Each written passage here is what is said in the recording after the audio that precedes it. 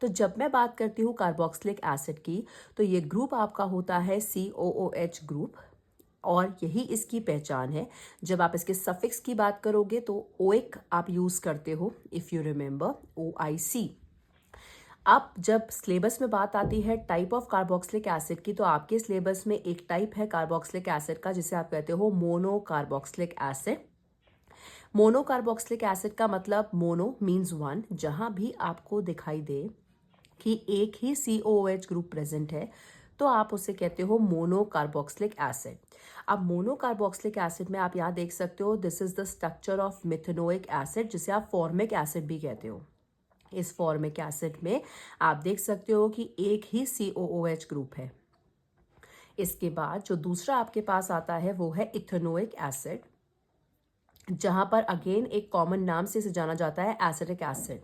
Council कई बार आपको common name के साथ स्ट्रक्चर्स ड्रॉ करने के लिए देता है, तो you have to keep that in mind.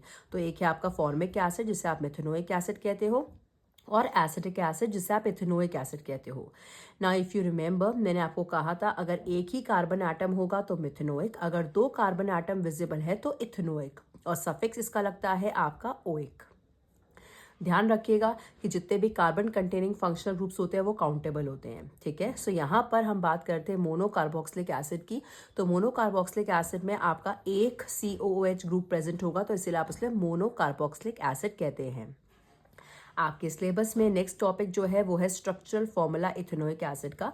तो आपको पता है फॉर्मूला जो है वो CH3COOH है, और यहाँ पर आप देख सकते हैं कि इस तरीके से आप दिखाते हैं CH3 को, एंड देन कार्बन जो कि एक OH ग्रुप से जुड़ा हुआ है और डबल बॉन्ड ऑक्सीजन के साथ जुड़ा हुआ है यहाँ पर। ये इसका पूरा स्ट्रक्चरल फॉर्मूला है। इसे आप इस तरीके से लिखते हैं कंडेंस फॉर्म में। तो this was about ethanoic acid. अब आपके पास आती हैं इसकी फिजिकल प्रॉपर्टीज। जब आप बात करोगे प्योर इथेनोइक एसिड की, तो ध्यान रखना कि ये प्योर इथेनोइक एसिड जो है वो आपका कलरलेस लिक्विड होता है।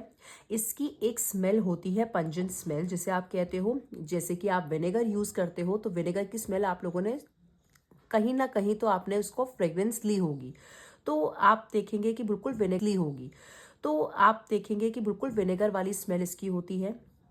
हम यहाँ पर एक और इम्पॉर्टेंट चीज़ है वो है ग्लेशियल एसिटिक एसिड, जो कि आपका एनहाइड्रस एसिड होता है। और एक क्या होता है इसके अंदर कि जब ये कूल होता है तो कूल होने पे एक क्रिस्टलाइन मास बनाता है।